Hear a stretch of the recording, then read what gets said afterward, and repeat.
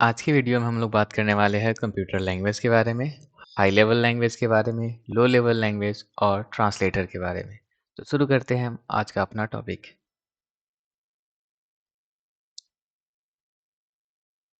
भाषा वह माध्यम होता है जिसका प्रयोग करते हुए दो व्यक्ति, दो मशीन या एक व्यक्ति और एक मशीन के बीच में संपर्क स्थापित किया जाता है। आमतौर पे हम लोग अपने डेली लाइफ के अंदर किसी न किसी व्यक्ति से कुछ बातचीत करते हैं, कम्युनिकेट करते हैं। और यहाँ पे जब हम किसी से बातचीत करने जाते हैं तो वहाँ पे जो सबसे महत्वपूर्ण योगदान होता है वो होता है भाषा का। यदि हम एक दूसरे के भाषा को नहीं समझ पाते हैं तो हम एक दूसरे से बातचीत भी नहीं कर पाएंगे। हम अपने विचार को किसी के सामने प्रस्तुत भी नहीं कर पाएंगे।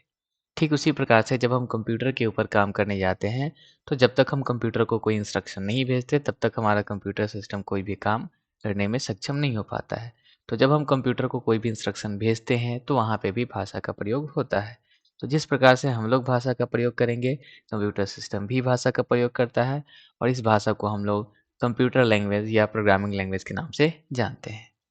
भाषा वास्तव में एक माध्यम हो जाता है दो व्यक्ति के बीच में, दो मशीन के बीच में या एक व्यक्ति और एक मशीन के बीच में संपर्क स्थापित करने के लिए। तो जब कभी भी हम कंप्यूटर के ऊपर कोई काम करने जाएँगे, तो हम वहाँ पे कंप्यूटर से कम्युनिकेट करते हैं किसी न किसी इनपुट डिवाइस की सहायता से। और हम इनपुट डिवाइस का हेल्प ले करके इनपुट डिवाइस की सहायता से कंप्यूटर को कुछ न कुछ इंस्ट्रक्शन ज़रूर भेजते हैं और इस इंस्ट्रक्शन को भेजने के लिए हम लोग प्रयोग करते हैं सॉफ्टवेयर का। और अगर बात करें सॉफ्टवेयर के बारे में तो सॉफ्टवेयर के अंदर हम विशेष रूप से डिफरेंट टाइप ऑफ इंस्ट्रक्शन को लिख करके स्टोर करके रखे हुए रहते हैं। तो सॉफ्टवेयर को बेहतर ढंग से समझने के लिए आइए समझते हैं सबसे पहले भाषा क्या होता है, लैंग्वेज क्या होता है। तो भाषा वह माध्यम होता है जिसका प्रयोग करके दो व्यक्ति, दो मशीन या एक व्यक्ति और एक मशीन के बीच में संपर्क स्थापित किया जाता है। हमारा कंप्यूटर सिस्टम भी एक भाषा का प्रयोग करता है जिस भाषा को हम कंप्यूटर लैंग्वेज, प्रोग्रामिंग लैंग्वेज या लैंग्वेज के नाम से जानते हैं। जिस प्रकार से हम लोग डिफरेंट भाषा का प्रयोग करते हैं एक दूसरे से बातचीत करने के लिए, एक दूसरे से संपर्क करने के लिए, हमारा कंप्यूटर सिस्टम भी भाषा का प्रयोग करता है और उस भाषा को हम कंप्यूटर लैंग्वेज या प्रोग्रामिंग लैंग्वेज के नाम से जानते हैं। वर्तमान समय में जो हम कंप्यूटर प्रयोग करते हैं, जिसे हम आधुनिक कंप्यूटर भी कहते हैं, तो आधुनिक कंप्यूटर जो है वो उच्च स्तरीय भाषा का प्रयोग करता है। अगर हम बात करें कंप्यूटर में भाषा के बारे में, तो कंप्यूटर के अंदर भाषा 2 प्रकार का होता है या कंप्यूटर लैंग्वेज जो है वो मुख्य रूप से 2 प्रकार का होता है। पहला जो भाषा होता है इसे हम कहते हैं निम्न स्तरीय भाषा या लो लेवल लैंग्वेज। और जो हमारा दूसरा होता है भाषा वो होता है उच्च स्तरीय भाषा, जिसे हम हाई लेवल लैंग्वेज के नाम से जानते हैं। तो कंप्यूटर के अंदर मुख्य रूप से भाषा 2 प्रकार का हो जाता है, लो लेवल लैंग्वेज व high level language. Low level language को हम निम्न स्तरीय भाषा कहेंगे व हाई लेवल लैंग्वेज को उच्च स्तरीय भाषा कहेंगे। आइए समझते हैं अब निम्न स्तरीय भाषा क्या होता है। एक ऐसा भाषा जिसके अंतर्गत हम सभी कथन को, सभी वाक्य को या जो भी हम इंस्ट्रक्शन लिखते हैं, उस इंस्ट्रक्शन को 0 एवं 1 के रूप में लिखा जाता हो, तो ऐसे भाषा को हम लो लेवल लैंग्वेज या निम्न स्तरीय भाषा के नाम से जानते हैं। निम्न स्तरीय भाषा भी 2 प्रकार के होते हैं, that is there are 2 type of low level language. Low level language भी 2 प्रकार का होता है, जिसमें पहला लैंग्वेज होता है हमारा मशीन लैंग्वेज और दूसरा लैंग्वेज होता है असेंबली लैंग्वेज।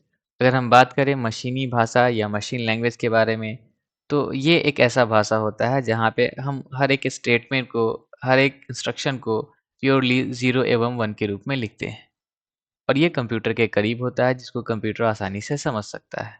वहीं पे हम बात करें असेंबली लैंग्वेज के बारे में, तो असेंबली लैंग्वेज के अंदर हम डिफरेंट न्यूमोनिक्स यूज़ करते हैं, डिफरेंट कॉमेंट्स लाइन यूज़ करते हैं, जो कि एक यूज़र के लिए, एक प्रोग्रामर के लिए आसान तो हो जाता है लिखना सॉफ्टवेयर, लेकिन ये भाषा कंप्यूटर डायरेक्ट रूप से नहीं समझ पाता है। अब आता है हमारा हाई लेवल लैंग्वेज या उच्च स्तरीय भाषा। भाषा जिसमें हर एक कथन को अंग्रेजी के समान भाषा में लिखा जाता हो, ऐसे भाषा को हम हाई लेवल लैंग्वेज के नाम से जानते हैं। एक ऐसा लैंग्वेज जिसके अंदर हम जो भी इंस्ट्रक्शन लिखते हैं और उस इंस्ट्रक्शन को लिखने के लिए हम जो सिंबल यूज़ करते हैं वो इंग्लिश के सिंबल से मैच करता होता है। तो ऐसे भाषा को हम हाई लेवल लैंग्वेज के नाम से जानते हैं। अगर हम बात करें इन दोनों भाषाओं के बारे में, दोनों लैंग्वेजेज़ के बारे में, तो कंप्यूटर के जो करीब होता है वो होता है हमारा निम्न स्तरीय भाषा। तो कंप्यूटर निम्न स्तरीय भाषा को आसानी से समझ सकता है, वहाँ पे किसी भी ट्रांसलेटर की कोई आवश्यकता नहीं होती है।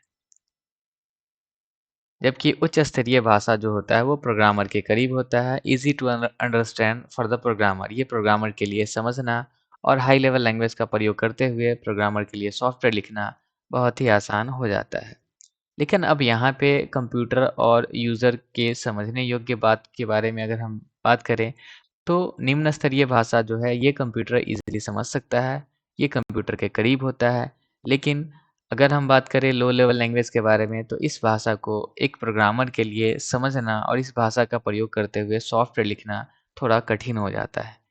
सॉफ्टवेयर लिखने के प्रोसेस को आसान बनाने के लिए एक नए टाइप के भाषा को इंट्रोड्यूस किया गया है, एक नए टाइप के लैंग्वेज को इंट्रोड्यूस किया गया है, जिसे हम हाई लेवल लैंग्वेज के नाम से जानते हैं। आइए इन बातों को हम एक एग्जांपल से समझते हैं। Program written in high level language, एक ऐसा प्रोग्राम जिसको हम हाई लेवल लैंग्वेज का यूज़ करते हुए लिखें। तो ये हाई लेवल लैंग्वेज प्रोग्रामर के लिए समझना आसान होता है। अगर प्रोग्रामर के लिए समझना आसान होता है तो प्रोग्रामर आसानी से कोई भी सॉफ्टवेयर लिख सकता है और इस लैंग्वेज को आसानी से समझ भी सकता है। That is a program written in a high level language easy to understand and write code for a programmer।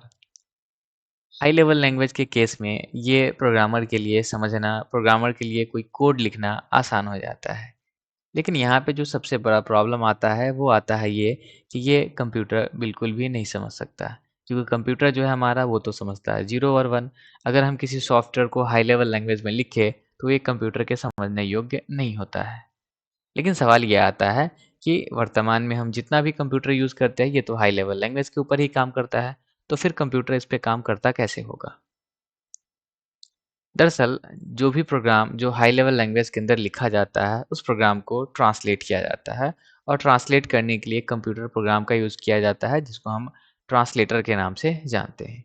तो जब किसी प्रोग्राम को हाई लेवल लैंग्वेज पे लिख करके और अगर उस प्रोग्राम को या उस सॉफ्टवेयर को हम कंप्यूटर के ऊपर चलाने जाएंगे तो कंप्यूटर के ऊपर एक ट्रांसलेटर सॉफ्टवेयर भी इंस्टॉल होता है और ये translator software high level language में लिखे गए सॉफ्टवेयर को लो लेवल लैंग्वेज में कन्वर्ट करता है या मशीन लैंग्वेज में कन्वर्ट करता है ताकि कंप्यूटर किसी इंस्ट्रक्शन को समझ सकते और उस इंस्ट्रक्शन के अकॉर्डिंग कंप्यूटर कोई भी फंक्शन कर सके।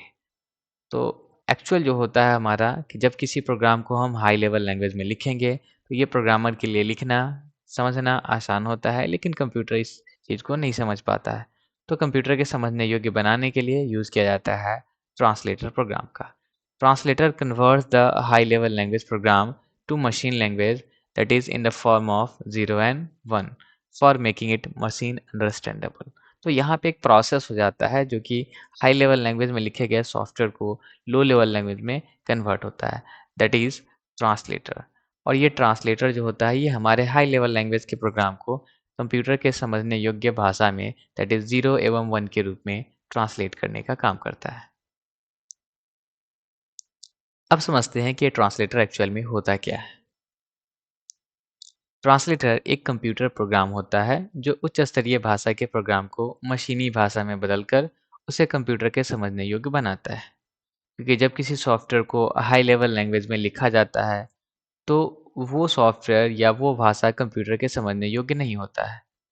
और यदि जब हम किसी हाई लेवल लैंग्वेज में लिखे गए सॉफ्टवेयर को कंप्यूटर पे चलाना चाहें तो सॉफ्टवेयर को पहले मशीनी भाषा में कन्वर्ट करने की आवश्यकता होती है और उसे कन्वर्ट करने के लिए ट्रांसलेटर प्रोग्राम का यूज़ किया जाता है।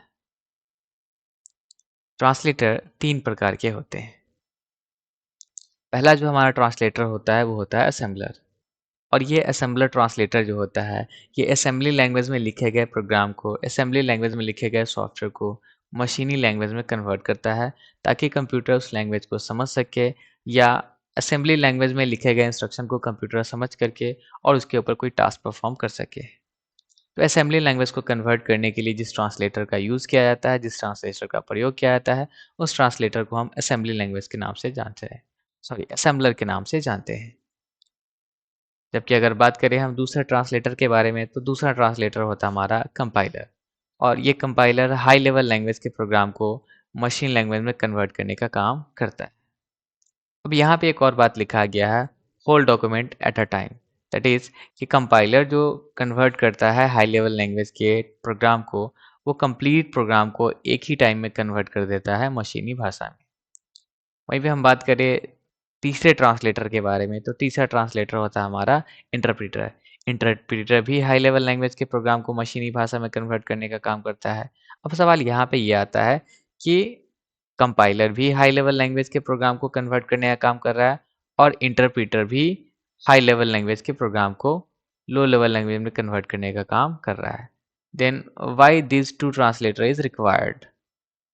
अगर दोनों का काम सेम है, दोनों का काम हाई लेवल लैंग्वेज को मशीनी लैंग्वेज में कन्वर्ट करने का काम करना है, तो फिर ये दो ट्रांसलेटर क्यों बनाया गया? इस दोनों के बीच में अंतर ये होता है, सपोज अगर हम कोई सॉफ्टवेयर लिखते हैं या किसी भी प्रोग्रामर के द्वारा कोई सॉफ्टवेयर लिखा गया और सॉफ्टवेयर के अंदर टोटल 10 लाइन का कोड लिख दिया जाता है, और अगर इस कोड को हम कंपाइलर की हेल्प से ट्रांसलेट करने जाए, तो कंपाइलर कंप्लीट 10 लाइन को एक ही बार में कन्वर्ट कर देता है 0 एवं 1 के फॉर्म में। जबकि अगर हम बात करें असेंबलर के बारे में, इंटरप्रीटर के बारे में, तो इंटरप्रीटर जो होता है वो 10 लाइन में पहले एक नंबर लाइन को यानी फर्स्ट लाइन को कन्वर्ट करेगा, और कन्वर्ट करने के बाद उस कन्वर्ट किए हुए इंस्ट्रक्शन को प्रोसेस करता है। फिर सेकेंड लाइन को कन्वर्ट करता है, और सेकेंड लाइन के कन्वर्ट किए हुए इंस्ट्रक्शन के ऊपर को प्रोसेस करता है। तो इस तरह से हमारा कंपाइलर जो होता है वो हाई लेवल लैंग्वेज को मशीन लैंग्वेज में कन्वर्ट करता है, और सारे के सारे प्रोग्राम को एक ही बार में कन्वर्ट कर देता है, एट अ टाइम कन्वर्ट कर देता है। जबकि इंटरप्रीटर जो होता है हमारा, वो स्टेप बाय स्टेप या लाइन बाय लाइन कन्वर्ट करने का काम करता है। तो ये कंप्लीट था हमारा लैंग्वेज ट्रांसलेटर और टाइप ऑफ ट्रांसलेटर। तो आज की वीडियो के लिए इतना ही। फिर हम लोग मिलते हैं अगले वीडियो में एक नए टॉपिक के साथ। Thank you.